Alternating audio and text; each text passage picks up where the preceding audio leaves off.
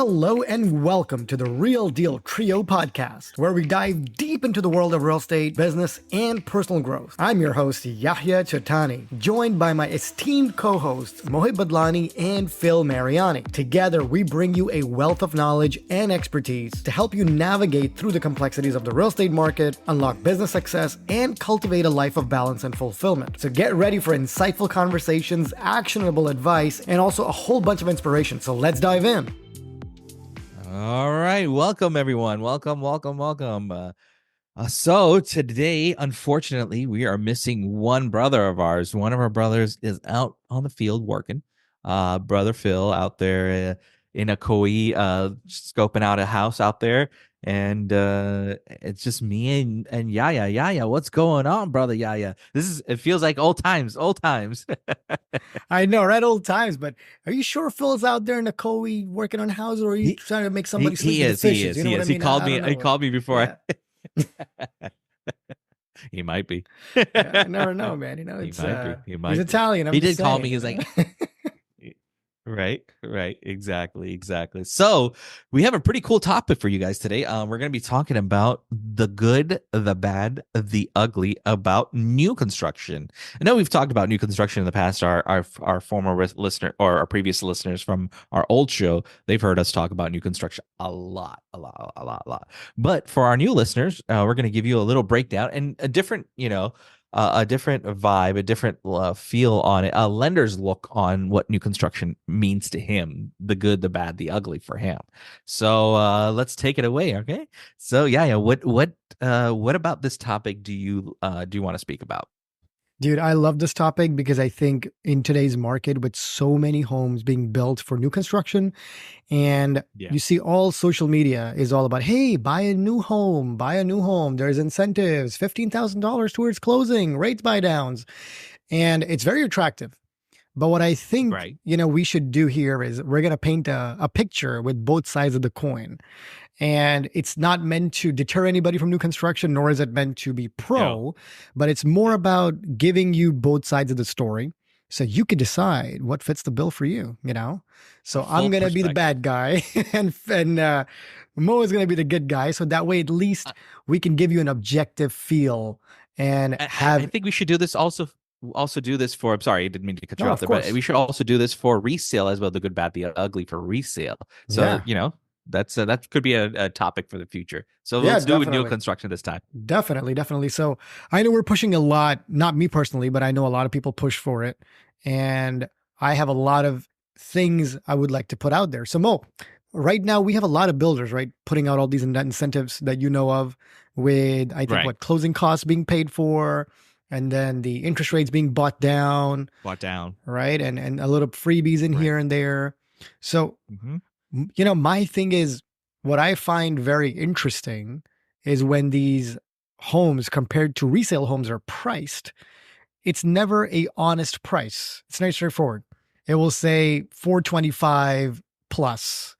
So if a buyer comes along, which I'll use an existing buyer, they were looking to buy a house and they were told it's going to be somewhere in the 425s and possibly could be higher, right? And they get pre-approved for up to 500. But they start with the numbers at 425. Now, it doesn't include the lot fees and all these different things and blah, blah, blah, and construction costs because the home's not complete. So 6 months later, when the home's completed, the final figures come up to 485, significantly higher than what they had expected. And in between, what happened was they were not very comfortable with that because the numbers kept on changing.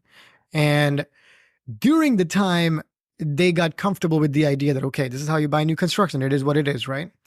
But the horrification of the experience was, and I'm not picking this on every builder, but this can happen, is during the construction part of the home, the general contractor, whoever was working on it, didn't really do a very good job. So there were things happening in the property, and the buyer wanted to constantly go check it out. So every 2-3 weeks, they would go check out the place, look at the place, and they would find something that they wanted to get fixed. And it was interesting because if they hadn't noticed that, it may have gone unnoticed or been left, There was stuff with the kitchen. There were things that were not aligned properly, stuff in the bathroom, certain electronics, all the way up to the closing. 2 days before closing on the walkthrough, they still noticed there was paint misdone. And the thing that, deterred them most about this experience was they're buying something brand new with warranties constructed just for them. And they had to still work so hard towards it. And they had to say up to the end to the builder, hey, can you clean this? Can you do this? Can you do that? Can you do this? And we couldn't get a certification of occupancy to be able to close on time. So we were good to go. But the closing was delayed by 3 additional weeks because they couldn't get their documents and everything in time. So, not to say that, hey, new construction is bad, but I think not knowing these possibilities could come up and not discussing these and telling these up front to people, I think it can cause quite a lot of heartache and pain to people. What do you think of that? I'm not following something that you said, that the price kept escalating over time, Mm-hmm. which doesn't really make any sense. And I'll tell you why. Because most builders, if not all builders that I've worked with, once you like you mentioned, there's lot premium, then there's design center options and shit like that. So once you're done with the design center option, which is usually the end option, the final option, once you're done with that and you've signed off on that, that's basically it, and that is your final price: lot premium, options, technology. Right, nowadays technology is one of the meetings too. So yeah, once that's done, that's your price, and that's what you're locked in at. It doesn't escalate unless during COVID we had some builders put in escalation clause, but we'll come back to that. But on this, most builders, or if every builder that I've worked with, once you've signed off on that, it doesn't go higher than that. They don't come back and say, hey, we screwed up on this. No, you have a contracted price that's signed by all parties. So that's very interesting. There So was a addendum in there that the buyer had to sign, which stated that the price of the property that's listed on the contract is not the final price, and it could be higher due to certain parts or products that are not included escalation yet. clause. Yep. And what was going on was, because of high demand, right? Things are still in high demand as we know. I know the media paints a picture like, oh, it's slowing down, which totally it's not. It's very wrong what they're saying. But if you're buying in this economy and this tends to happen and price goes up, like I said, roughly $50,000 almost, interest, certain costs, and things that could happen, it could put people in a little bit of a tough spot. This was just one example. This was one of the worst ones that I saw. But in others, what we found was very interesting was, as a builder, if you are a builder, you know how new construction works. Building permits, documentations, addendums, all these things, certificate of occupancy. It's your responsibility to stay on top of that and have that ready to provide. And when you are not providing that in time and causing unnecessary delays and affecting buyers, that especially with the way the rates and everything is going, they have to lock their rates, they have to extend their rates, especially when somebody's moving from a different state. That additional day, 2, 3 days may not seem like a big deal to somebody who's not living in the house. But if you're extending this, people have to pay for things like storage. People have to pay additional rent. People have to do additional things. And sometimes some people I knew were living in Airbnbs. So that can cost people thousands of dollars. Just think about this one person. He was living in an Airbnb during the last 7 days. And there was a delay that caused him another week. So not only is he paying per night at Airbnb, he had a storage unit that he was paying a premium on. So those things build into the cost. And it's not that it's the builder's fault in any case. This way, certain things take time. But I think not knowing this as a possibility for certain people, this puts them in a painful spot. So again, after COVID, a lot of things has changed. Even before COVID, these changes were happening, and even after COVID, I've seen more of this change. It's not even really a change; it's more of a now it's a common thing where builders don't give you a closing date until they are 100% sure. And the reason why is because of COVID. is because things materials were getting delayed, things were happening, labor, people were getting sick, plants were getting shut down, things like that. But once the builder says, hey, this is going to be the closing date, it's usually in stone. It's usually in stone. Yes, there is a little bit flexibility and can be flexible based on circumstances, but for the most part, any major builder will have this. That's the Now, term. So I interrupt you, sometimes but that's the term I'm looking for, the major builder. So, guys, the reason we're doing this here today is because you see, Mo does a lot of new construction. He works specifically a lot in that industry, and he's very good at that. But when you're working with builders, you have to know who you're working with. See, the examples I use, these clients, when they come to us, we don't have any say in advice. We do what we have to do with secure financing. But if you're working with builders that may not be, that well, I would say, performing or may not have a track record, you may want to find out from your agents to do research. Like Mo, for example, here. If you want to hit him up for that, I would say do it. He's very, very wealthy in that knowledge. But I've seen a lot of people struggle because they pick the wrong builder and they suffer. So, like you yeah. said, some builders that we've worked with, they have that. But now I have one more thing I want to kind of hit you with. Now, I want to continue on that. Okay. Just one more thing. Sometimes it's not even the builder's fault, like you mentioned. It's not the builder's fault. It could be the government's fault, where they've already submitted everything and the government is sitting on it. It's the county sometimes sitting on CO, trying to register for CO. Usually, COs can happen within minutes and hours. You can get that CO within minutes and hours. You can do it even. I've seen builders even call for emergency after hours to get CO done and get things permitted, because I've seen it happen. It can be done if you need it to be done. But again, it's all up to who the GC is with the builder too. If the GC for the builder or the construction manager for the builder is willing to go above and beyond, which I've seen a lot of them do, and I've seen a lot of them just don't give a shit, and that could also be the case too. But we're going a little too far. But like in your case, yeah, it could also be the government, causing that delay too, Well, that's a very and good point. which should be communicated with all parties.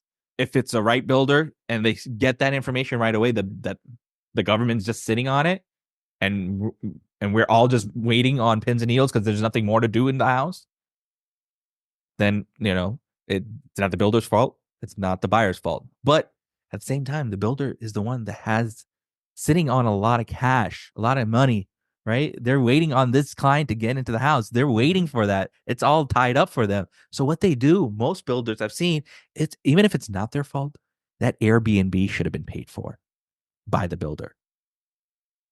That time that your client spent away from the house, not being his or her fault, should have been taken care of by the builder. So that Compensated opens one up way that or opens up a another. topic right there, right? So it depends who the builder is, like Mo said here. Thank you, Correct. Mo. That was a very good Correct. explanation. And one more thing I do want to bring up is something that bothers me a little bit, is which I find a little, I don't know, I just don't find this interesting in a good way. So when builders offer up to $15,000 in closing costs, Right. and usually the closing costs for new construction are extremely high. A lot of times the fees in there don't really align with a lot of stuff. So it almost seems as if the cost has been escalated to match the numbers they're providing. It's kind of like, hey, let me give you a discount of 50%, but let me jack the price up by 50% so it's still the same price. You see what I mean? Like to me, Okay. that sometimes seems a little bit misleading because if you go and pick up a house, let's say it's fairly new, it's 1 year old, your closing costs generally between 2 to 3%. But if you're buying a home similar price range, let's say 400,000, and you're going new construction, somehow they're offering you the incentives, which are, hey, here's $15,000 if you work with our lender, but the cost is somehow, And our title company. and our title company, but they're charging higher. So what it sounds like or seems like to me is, hey, we're because we're working with these people, they're our own businesses, we're charging more. So Mm-hmm. we're making the same, but it almost seems like, hey, we're giving you the incentives, but we're not really giving you the incentives. What do you think of that? I see what you're saying, but at the same time, when when a buyer comes to you and say, "Hey, I can't afford this $20,000 closing cost," but at the same time, as you as a private lender that's not under that builder, it's kind of hard for you as on your side to say, "I'm sorry, but their closing cost on my end is only going to be 10,000." So you look at it as a long-term cost incentive. The buyer looks at it as what's coming out of my pocket right now. Mm-hmm. And you're 100% right. In the long term, that buyer will save thousands of more dollars if he just pays that $10,000 closing cost, because of your fees are going to be a lot lower, interest rates going to be better, yada yada, and so on and so forth. But on the buyer side is, damn, I only have to take out 5,000 versus 10,000. Mm-hmm. I love what you said, man, because I think this is something that's misunderstood. And I think it's a very interesting topic because, see, if you're buying a new home and you're short on cash, like Mo said, you're not getting incentives. You're getting Even if you're not more. sorry, so even if you're not short on cash, it's still like it's hard for someone to say, yeah, let me dish out another $5,000 that I And don't and need see, to. that's a discussion where we normally talk about cash preservation, like you said. Even if you have the money, if you want to preserve the cash and you want to use somebody else's money, you can loan that extra money. So you're basically paying a little extra, but it's not out of your pocket. You're financing the balance. So the builder is giving it to you. So here's where this is interesting. And I think this is I love how you responded, man, because I think that's perfectly said. So if you want to save long term, you have X option. If you want to save short term, you have Y option. So money doesn't disappear. It's the same argument when people tell you, hey, by the way, if you get a home in the beginning of the month, you skip a mortgage payment. You don't skip a mortgage payment. I'll jump into No, that you're very already paying it. you're paying it up front, and that's a different thing I'm going to hit on. I Well, don't want that's to a hit on it different right thing. Yeah. now, but Yeah. this is one of those things that I think people don't understand. So it's very good. I love this, and I hope, guys, this is a good way for you to understand that we're kind of doing a little Yeah. anti, like I'm trying to pick it on the builder, but all The in pro and the all, pros and the cons. yeah, That's what we were talking, the good, bad, the ugly, like we exactly. said, So it's not that and the builder. there's Mhm. there's always two sides of a coin, right? There's Yep, always going to be two sides of a coin in any aspect of business, any aspect of real estate, or any if you whether it's new construction or resale. But we're just going to give you the new construction side this time. exactly. And the purpose is that so So you understand how to make an informed decision, right? Like if I'm telling Mo, hey Mo, I want to buy a new house, man, I love it, I want it, this is what I want. I have to be able to understand, and it's Mo's job to be able to educate me. So if you're working with a right, professional and they can't educate you on why new construction is good and why it's bad and how does it match for you, which is the buyer consultation you guys do, right, right? If you're not getting that from your absolutely, agent, then maybe that yeah, agent you're is not not the getting right fit for educated from you. it. Yeah. Exactly. Exactly. Same. Especially if you're coming to Florida where it's almost like almost I would say a 60-40 split with new construction and resale, right? 60% new construction because it's almost everywhere you go. And 40% resale because inventory's low. So, at the moment, I'm just saying at the moment, that's what it is. No, for Uh sure. but Absolutely. that's what you're seeing everywhere you go. You're seeing flags everywhere. You're seeing incentives everywhere. We're getting bombarded as lenders and realtors. We're getting bombarded by new construction saying, "Hey guys, look, we're here, guys in Davenport. We're here, guys. Hey, we got tons of incentives. We're gonna buy down your rate to 5.99, 4.96 if you do FHA, yada yada yada." Now, that's what a question I'm just gonna ask you. These builders buying down these rates so low. How do you guys compete with that? as as a outside lender, and that doesn't deal with new construction. Very good. So it's a very interesting thing you brought up. So I'm glad because I forgot about this point. So with new construction, right, a lot of times they are not very, I would say, creative when it comes to financing, and they cherry pick applications. I'm sorry. If anybody in new construction is working or listen to this, it's the truth and you know it. So I'm going to hit you with it. But that's what they do. So I did this. We were trying to buy a new construction. My wife wanted to buy one. She's like, hey, let's buy a new construction. I'm like, okay, cool. So I called him and I was upfront and I'm like, hey, look, I'm a lender myself. We're going to submit the application to you, let you work it because you guys have an incentive. You're buying down the rate, blah, blah, blah, blah, blah. Let's go. Cut and dry. Cut and dry, straightforward. And I'm like, look, I work here. This is my card. That's my NMLS number. I know what I'm talking about. It's all right. So here you go. Right. Verify it. Guy comes back and says, oh, your DTI ratio is too high. You need to put 20% down. And I'm like, did I not tell you what I do? I have my own pre-approval. I just want your incentives is why I'm calling. Right. And I couldn't care about your financing. The only reason I'm calling is because you're giving me $15,000, which I love. Mhm. And I'm not going to get that on my side. I'm going to get like a lot less, right? Because I'm a private lender. I'll have my own commission towards it, but that's it. And we went back and forth, back and forth. I talked to their manager. Of course, they would not give me a straight answer. But based on what I learned was they're extremely conservative with the applications they take. So a lot of times they want the perfect vanilla application, which means a debt to income ratio has to be literally at that number. If it goes above, they might not do it. Or they're going to just make you pay more down payment, which I think doesn't make sense because the entire purpose of financing is to preserve capital. And if I'm doing a conventional loan, I don't have to put more than 5% if I don't want to, if my debt to income makes sense. You can't put me on the stand and say, oh, you have to put 20% to buy this property. No, I don't want to, bro. I don't need to, right? It's my credit is strong, my income is strong. Why do I have to do that? So if I want to, it's another thing. But being forced and being told that and then picking applications, it limits a buyer's potential to put an offer. So if a new construction comes in and you have 20 offers, you're not going to have a fair assessment of who to pick. You're basically going to go with, hey, this is that. So it limits a lot of buyers, especially in a market that's hot.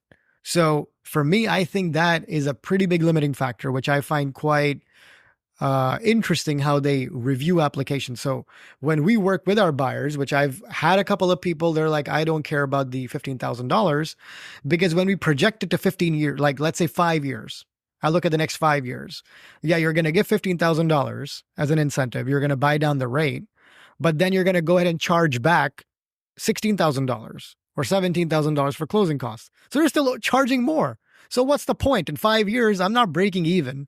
I'm spending more in financing. I'm paying more in interest and I'm paying more for cost. So if you're looking at the math, sometimes it doesn't add up. And if I go with a private lender, sure, rates, The we're math not is going to not buy it mathing. down, right? Math is not mathing. And you're like, okay, I'm going to come up with my down payment. Yeah, sure, they're not going to give me the incentives. But if my closing costs are not going to be $17,000, some ridiculous number, and I'm not going to have all these additional fees rolled in 3 to 4 years, when I break even and I refi, I'm in a much better position. So when you look at the math, it really depends on your personal finances, You just right? have to have the It capital on hand at the moment. You just got to be ready for it, right? Yeah, you What just got what to be ready what's for it. what's more important to you, right? Long-term wealth or short-term gain Exactly. And it's or not a short-term bad saving? thing. Yeah, yeah, you can hit it either way, but you have to, like Mo said, you have to look at it from your personal perspective. If I do I want to fork out 20 grand, 30 grand, extra 40 grand? If you're going to buy Right. furniture, if you're going to buy all these things, you want to buy a new car, you have a vacation coming up, it could put you in a position where you may want to preserve that capital. Yeah. Is most of these new construction places, if they have their own lender on stuff like the Lennar lending, or Pulte has their own, I'm just naming a few, but I'm not saying bad mouthing any of them. Yeah, no, of They're all course. they're all great in their own aspects.